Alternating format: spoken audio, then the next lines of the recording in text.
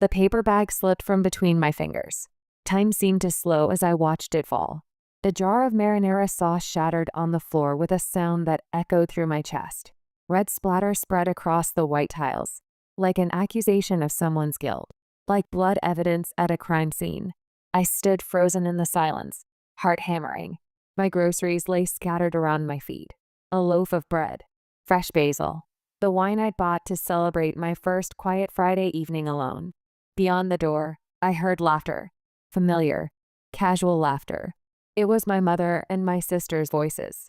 In my house, where I had given no one a spare key, where I'd specifically, deliberately, given no one access. The key gleamed cold in my hand. Its metallic weight sank deep into my chest. I slowly drew a breath and opened the door. In that moment, I realized my life would never return to what it was before. What happens next will shock her beyond imagination. If you were in her position, what would you do? My name is Posey Adams. I'm in my 30s and I write code for a systems development company. I love my work. A logical world makes more sense to me than arguments with no answers.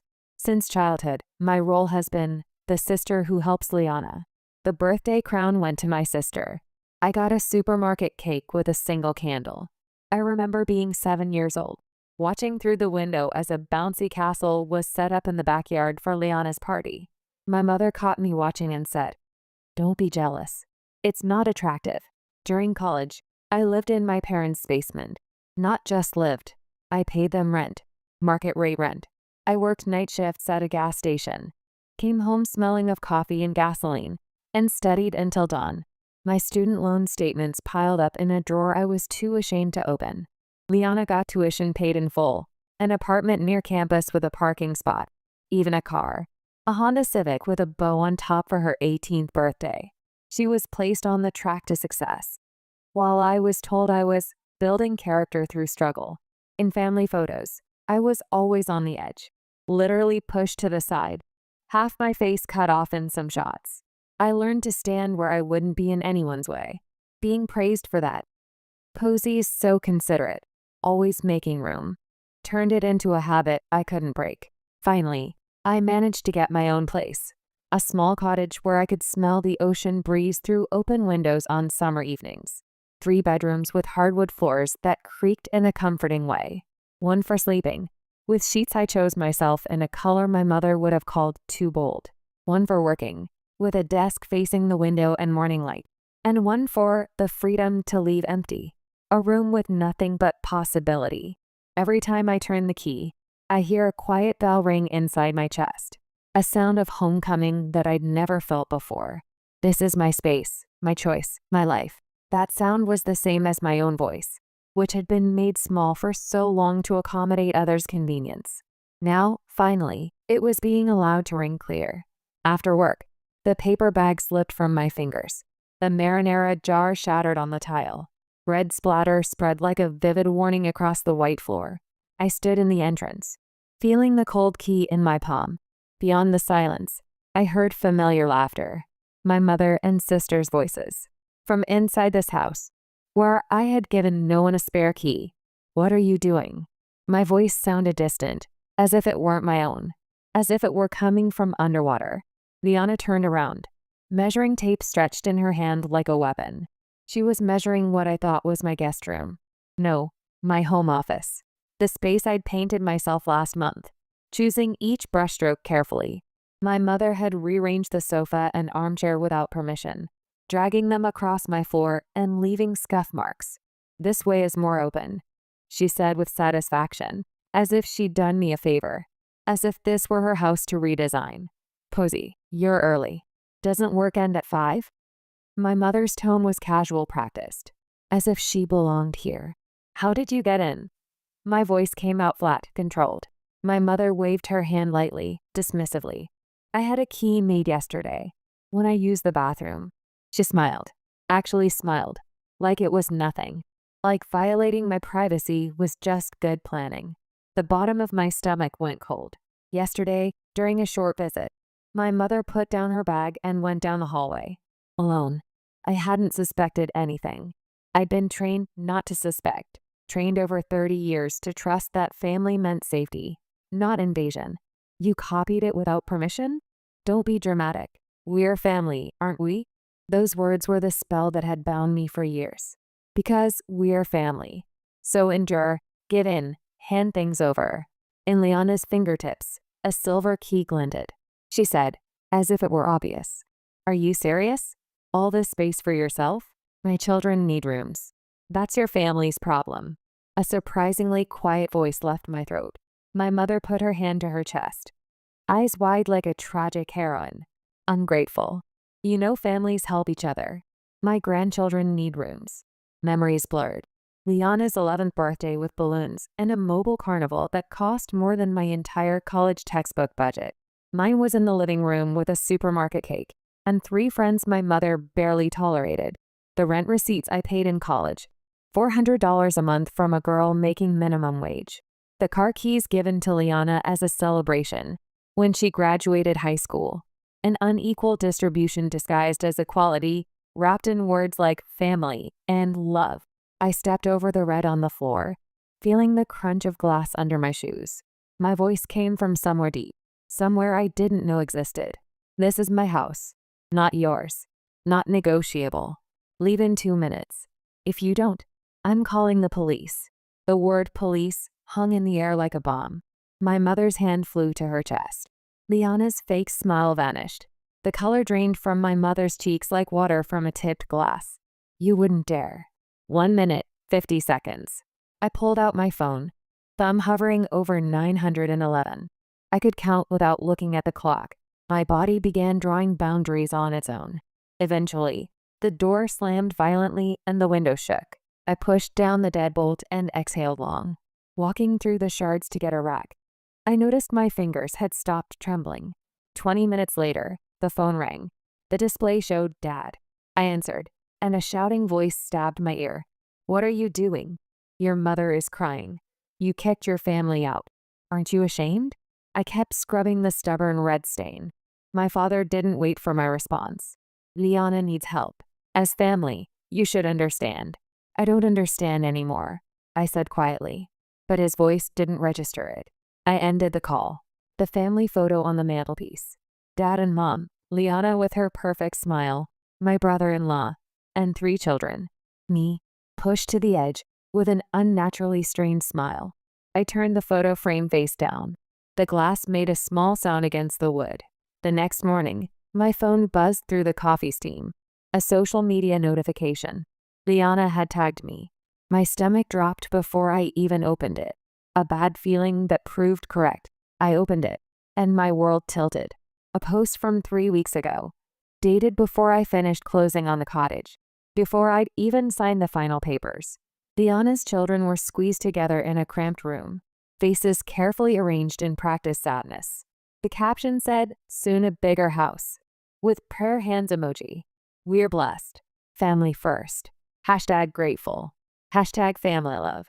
A friend asked in the comments, "Which room is Ellie's?"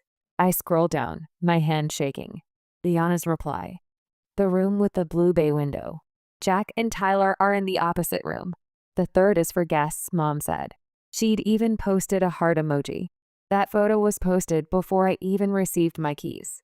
Before I'd walked through my house for the first time as its owner, Liana had called that blue bay window my future room and introduced it to her friends as her new home. She'd chosen wall colors, discussed furniture placement. In that moment, I realized my house had begun to be stolen before I even knew. They divided it up like spoils of war while I was still signing mortgage documents. The mug slipped from my hand. Hot liquid splashed on my foot. But I didn't feel the heat. 3 weeks ago, before I got the keys, the distribution of my house floor plan had already been decided. My stomach reflexively turned, and I rushed to the bathroom. The face in the mirror was unfamiliar. As I wiped my mouth with a towel, I noticed another notification. A family group text from my father. I was accidentally included. "Don't worry about Posey's tantrum," my mother's text said. "She'll give in when she calms down. She always does. Always does." 3 words summarizing my entire past. My hands trembled as I leaned against the wall, taking deep breaths. With each breath, What stabbed my lungs wasn't anger. It was clarity. That night, my father summoned me to dinner. "We need to talk. Your mother's pot roast, 7 o'clock.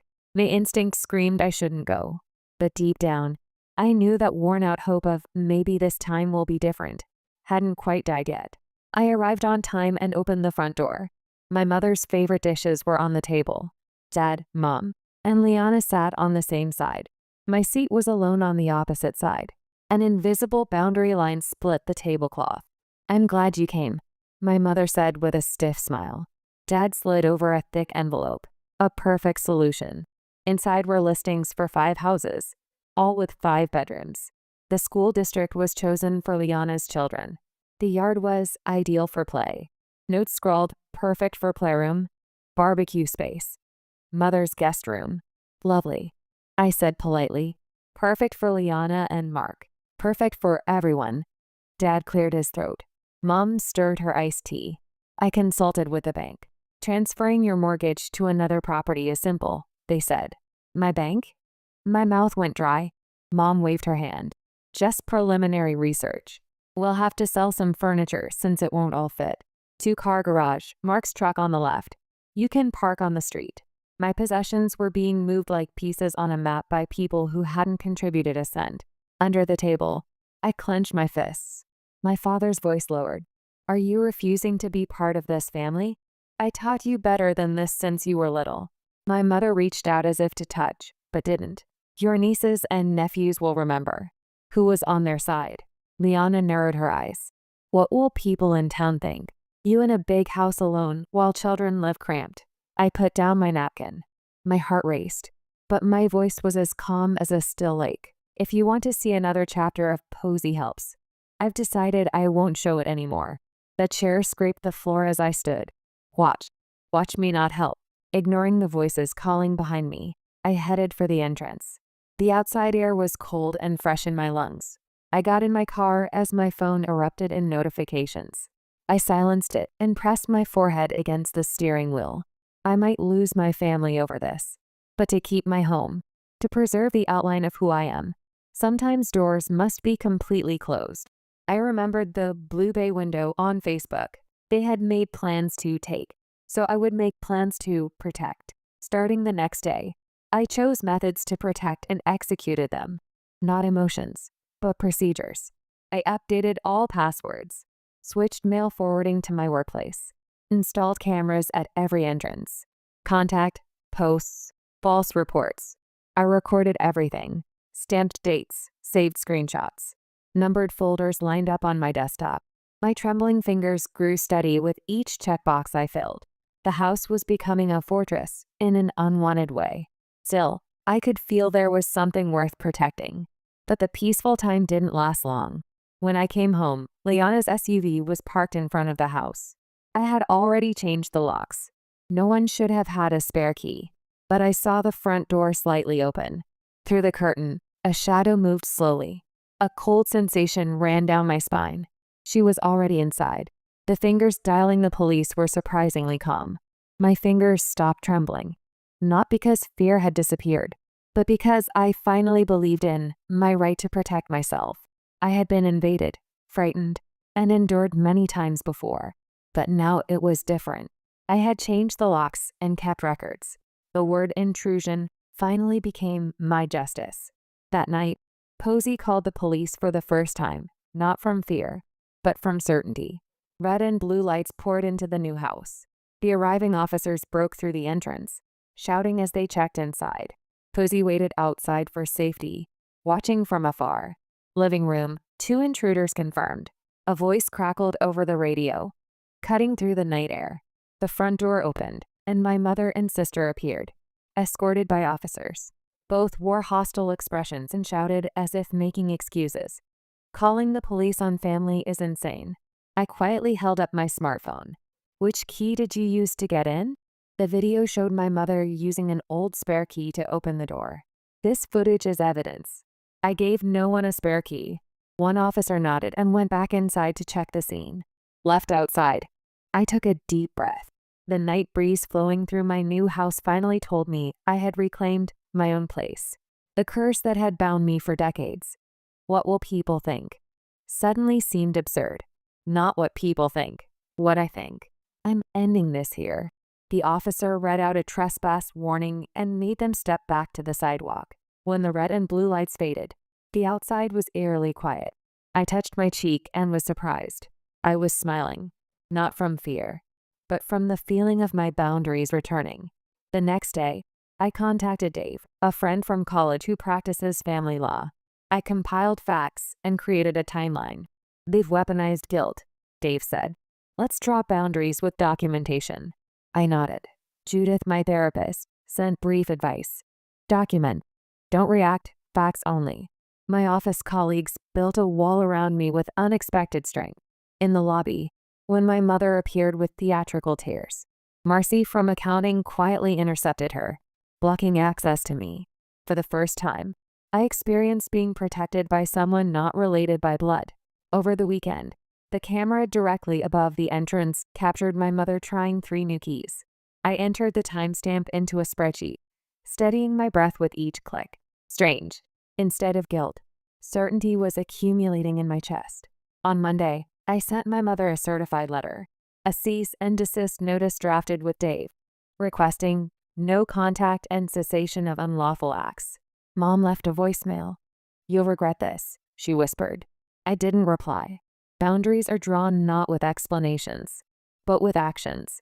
My mother's voicemail voice echoed in my mind. Abandoning your family.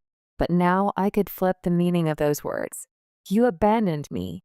3 days of silence. Deep sleep. Light mornings. The quietness was frighteningly quiet. But that soundless time finally felt like the shape of freedom.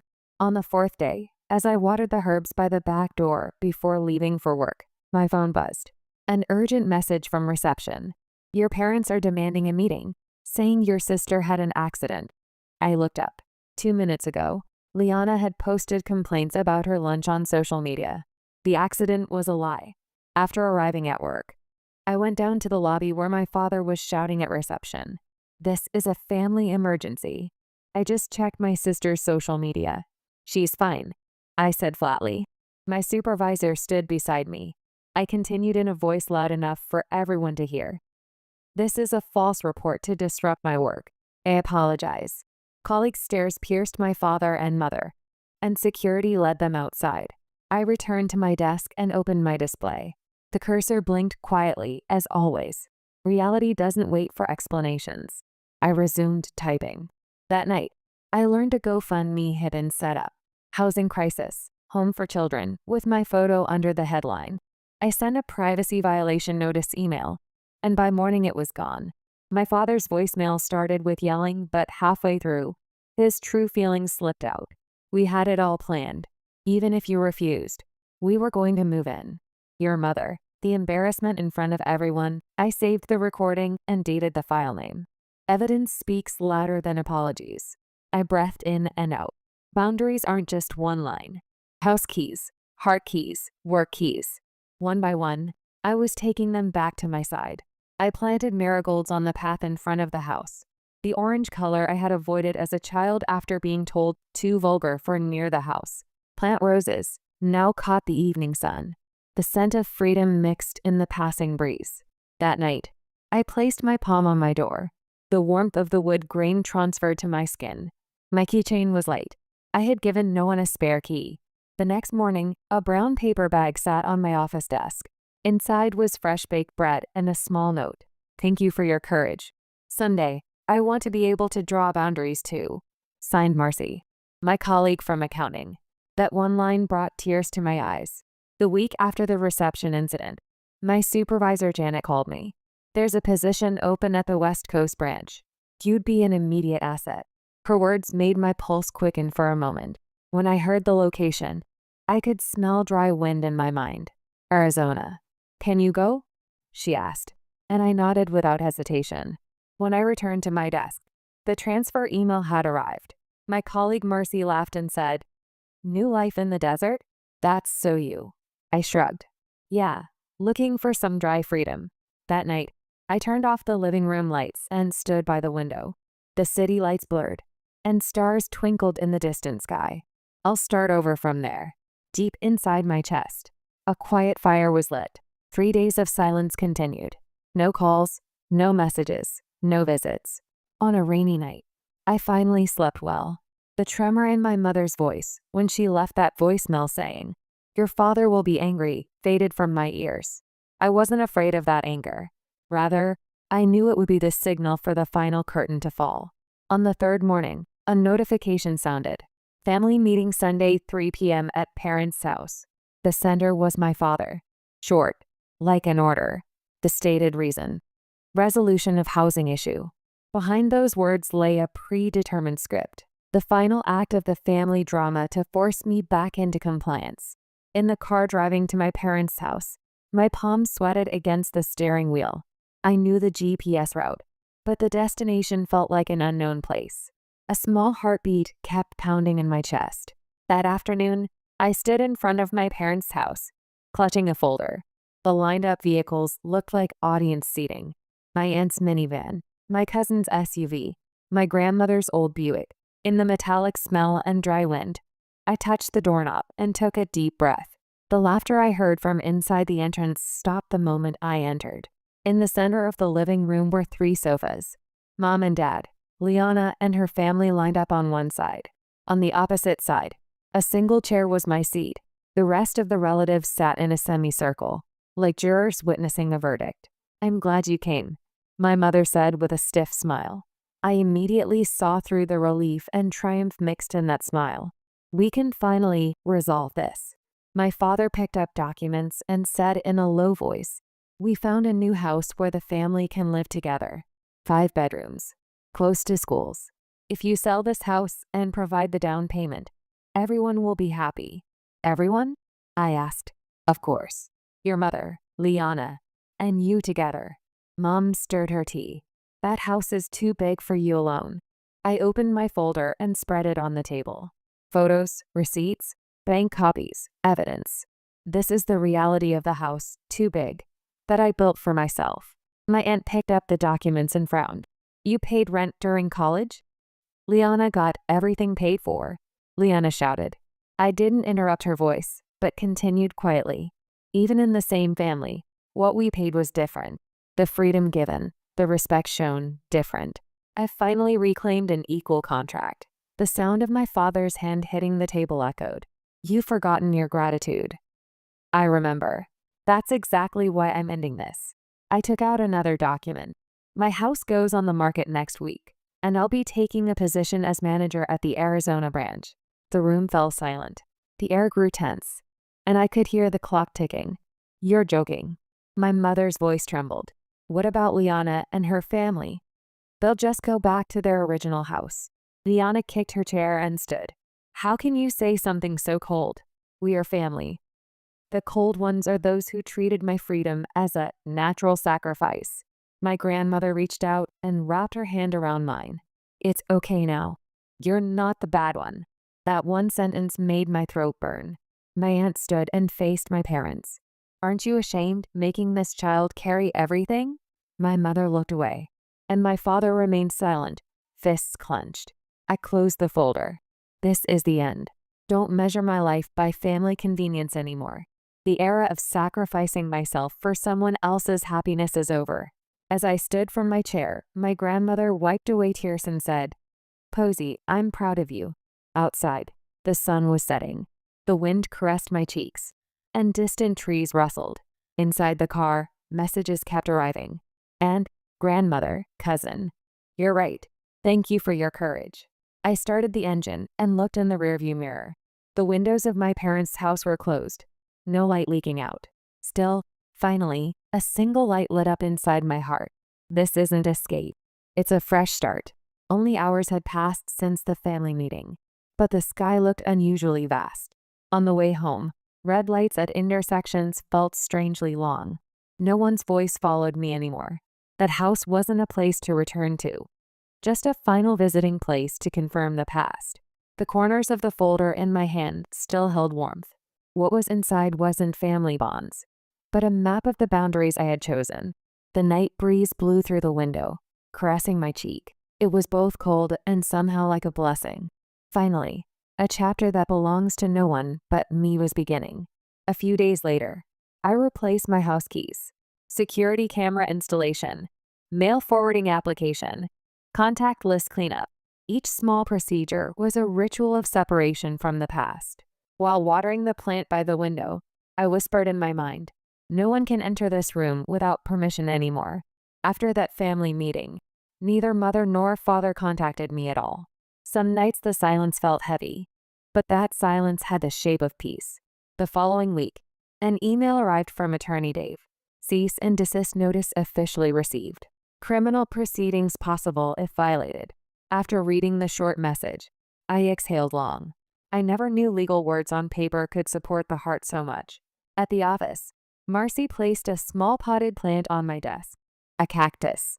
It survives even if you forget to water it. Like you. I laughed and lightly patted her shoulder. I hadn't told her anything about that meeting, but her eyes seemed to see right through everything. During lunch break, I looked out the window. The distant sky was dry. I imagined Arizona's air. Even though I hadn't been there yet, it somehow felt nostalgic. That night, Realtor Tara came over. She finished the final property assessment and asked for signatures on documents. "You put love into this house. I can tell from the wallpaper." "Yes, that's why I can let it go now." Tara nodded and smiled softly. "The next resident will treasure it too." The moment the transaction completion email arrived, something quietly unraveled deep in my chest. This house would soon become the past. The place I build next, I'll decide by my own choice. That weekend, a letter arrived from my grandmother. On the stationery, trembling handwriting said, "I'm proud that you protected yourself. I regret not being able to draw boundaries long ago. Please be happy even far away." Tracing the smudge of ink with my finger, the words, "Please be happy," quietly sank into my chest. Departure for Arizona was set for 2 weeks later. My supervisor was apparently preparing a send-off. Marcy gave me a dry climate survival kit, and Dave gave me a note that said, "Legal knowledge that won't break in the desert." I accepted them with a laugh, but each one became a support for my heart. The night before departure, I walked through the house turning off lights one by one. Living room, kitchen, bedroom. Shadows on the walls took the shape of memories. But I was no longer bound. As if sending everything off, I turned off the entrance light last. On the road to the airport, the dawn sky gradually changed color. I had little luggage, but my heart was full. Sitting in the chair by the gate, a child next to me laughed and looked at me. "Where are you going?" "To a new place. To a new home." I answered in a surprisingly calm voice. From the airplane window, clouds drifted by. As the ground shrank and distanced, my past also lost its outline. The moment we landed, the air was different, thinner somehow, lighter. I stepped off the plane and felt it immediately, dry air that seemed to clear my lungs with each breath. In that dryness, there was a faint scent. Desert flowers, maybe. Creosote after rain. Something wild and untamed. It took a little time to realize that was the smell of freedom. Not the freedom to do whatever I wanted, but the freedom to simply be. Dry, clear, and spreading endlessly like the horizon I could see from the terminal windows. Walking through the airport, I noticed I was smiling. Not the tight, practiced smile from family photos. A real smile that came from somewhere genuine inside me. A woman passing by smiled back, and I realized, here, I was just another person starting over. Not the disappointing daughter, not the selfish sister, just Posey. On the way to my new residence in a rental car, the car radio happened to play a song Liana used to sing back then.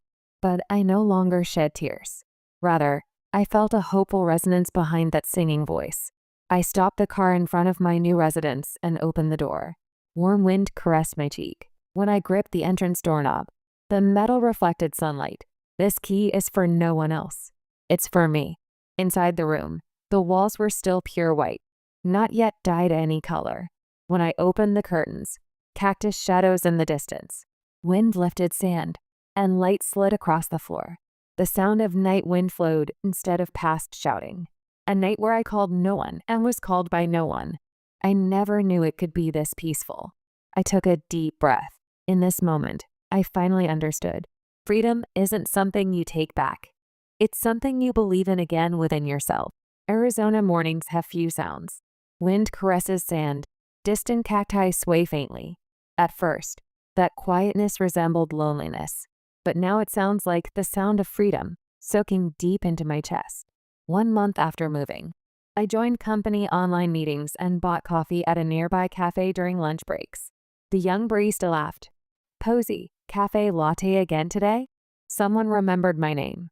Just that made me feel the city had accepted me. Furniture was still scarce, but the curtains I chose while looking at light from the window, the mug Marcy sent, and the blanket my grandmother sent draped over the chair. Each was not proof of discarding the past, but a mark of choosing myself again. Over the weekend, someone knocked on the door. When I opened the entrance, Linda, the woman from next door, stood there. "You've been here a month now. I'm having a small party. Will you come?" Her smile glowed softly in the dry air. For a moment, my chest tightened. I told myself I was no longer afraid to trust someone. In the evening, lanterns lit the yard. Linda's family, a couple from several houses down, the high school teacher couple across the street, grilled vegetables and homemade lemon pie on the table. No decoration, but every dish held human warmth. As wine was poured, I found myself laughing. It's been so long since I sat around a table with someone like this. Linda nodded. People here don't pry into anyone's past. What matters is what kind of smile you'll wear from now on. Those words resonated in my chest. My past self always explained why I distanced myself, why I didn't talk to family. But here, no one asks for reasons. They just look at who I am now and say, "Welcome." While surrendering to the wave of laughter, I suddenly realized this sense of security wasn't because someone permitted me, but proof that I chose to trust people again. As night deepened, children played with sparklers in the yard. I sat beside Linda, watching small sparks arc, and said, "I feel like I finally understand what home means." Linda smiled and lightly patted my shoulder. Home isn't a building. It's where your heart can rest. By the time the gathering ended, everyone was smiling. The wind scent turned a bit colder, and stars scattered one by one across the night sky. I took a deep breath. I could finally call this quietness peace. When I returned home, an envelope was in the mailbox. From my grandmother. Same handwriting as the letter I'd read many times. Same gentle pressure. Opening it, the faint scent of ink drifted. "May your heart be free, even far away." Tracing that short sentence with my finger, I slowly raised my face. Opening the window, wind entered and curtains fluttered gently. City lights blurred in the distance, and a quiet night continued. "I'll live here." That determination lit quietly but surely deep in my chest. Tracing those words with my finger, I opened the window.